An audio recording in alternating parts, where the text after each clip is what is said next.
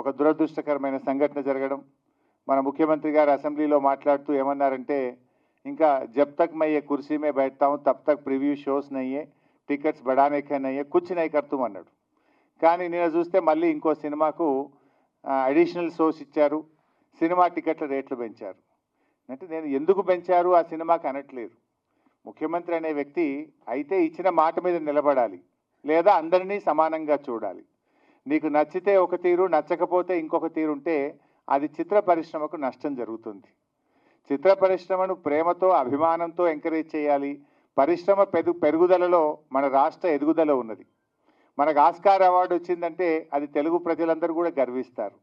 పరిశ్రమను ఎంకరేజ్ చేయాలి తప్ప బ్లాక్మెయిల్ చేసేటువంటి పరిస్థితికి పాల్పడొద్దని నేను ముఖ్యమంత్రి గారిని కోరుతా ఉన్నా.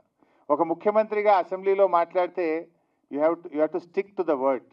దురదృష్టం ఏంటంటే గేమ్ చేంజర్కు ఈ ముఖ్యమంత్రి టంగ్ చేంజర్ అయిపోయాడు. నువ్వు గేమ్ చేంజర్ ఎందుకు ఇచ్చావు అని అనట్లేదు, కానీ నువ్వు టంగ్ చేంజర్ గురించి నేను అడుగుతా ఉన్నా. నువ్వు అసెంబ్లీలో మాట్లాడినావు, जब तक मैं कुर्सी में बैठता हूं तब तक no shows, no additional benefits अन्नो. फिर क्यों दिए? एक महीने के अंदर क्यों बदल गए? असेंबली में एक बोलते बाहर एक करते అంటే దానివల్ల ఏమవుతుంది? నీ గౌరవం పడిపోతుంది, ఆ కుర్చీ గౌరవం పడిపోతుంది. You have to stick to the word. Our rules అనేవి అందరికీ సమానంగా ఉండాలి. నచ్చితే ఒక తీరు, నచ్చకపోతే ఒక తీరు ఉంటే అది చిత్ర పరిశ్రమకు మంచిది కాదు. సో ఇది తప్పకుండా గమనించాలి. ఇలా కోర్టు కూడా మొట్టికేలేసినట్టుంది కదా, హైకోర్టు కూడా మొట్టికేలేసింది, ఇదేం పద్ధతి అని అడిగింది. దానివల్ల ఎవరి ప్రతిష్ట దెబ్బతిన్నది? రాష్ట్ర ప్రతిష్ట దెబ్బతిన్నది. తెలుగు చిత్ర పరిశ్రమ చాలా గొప్ప పరిశ్రమ. ఆ పరిశ్రమలో చాలా గొప్ప గొప్ప నటులు కావచ్చు, డైరెక్టర్లు కావచ్చు, ప్రొడ్యూసర్లు కావచ్చు, మనకు కనబడని తెర వెనుక ఉండే వాళ్ళు ఎంతోమంది ఉంటారు. లక్షలాది మందికి ఉపాధి కల్పిస్తుంది.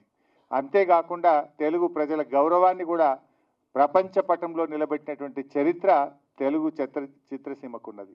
అలాంటి చిత్రసీమను, అలాంటి చిత్ర పరిశ్రమను ముఖ్యమంత్రి గారు ఎంకరేజ్ చేయాలి తప్ప భయపెట్టకూడదు, బ్లాక్మెయిల్ చేయకూడదు. 10 ఏళ్లలో బీఆర్ఎస్ ప్రభుత్వం, కేసీఆర్ గారి ప్రభుత్వం చేతనైనంత సహాయాన్ని అందించింది. చిత్ర పరిశ్రమ చాలామంది భయపెట్టారు, తెలంగాణ ఏర్పడితే అసలు చిత్ర పరిశ్రమ ఇక్కడ ఉండదు, ఇక్కడ నుంచి వెళ్ళిపోతుందేమో, ఈ చిత్ర పరిశ్రమ ఎలా ఉంటుంది అని చాలామంది భయపడ్డారు. కానీ అందరి ఆలోచనలు తలకిందులు చేస్తూ కేసీఆర్ గారు అద్భుతంగా తెలుగు చిత్ర పరిశ్రమ ఎంతో వృద్ధి చెందింది, ఇక్కడే స్థిరపడ్డది. దాన్ని మరింత బాగా ముందుకు తీసుకుపోయినారు మన కేసీఆర్ గారు. ఇది ఇంకా ఇంకా ముందుకు పోవాలి. ఈ చిత్ర పరిశ్రమ మరింత బలపడాలి.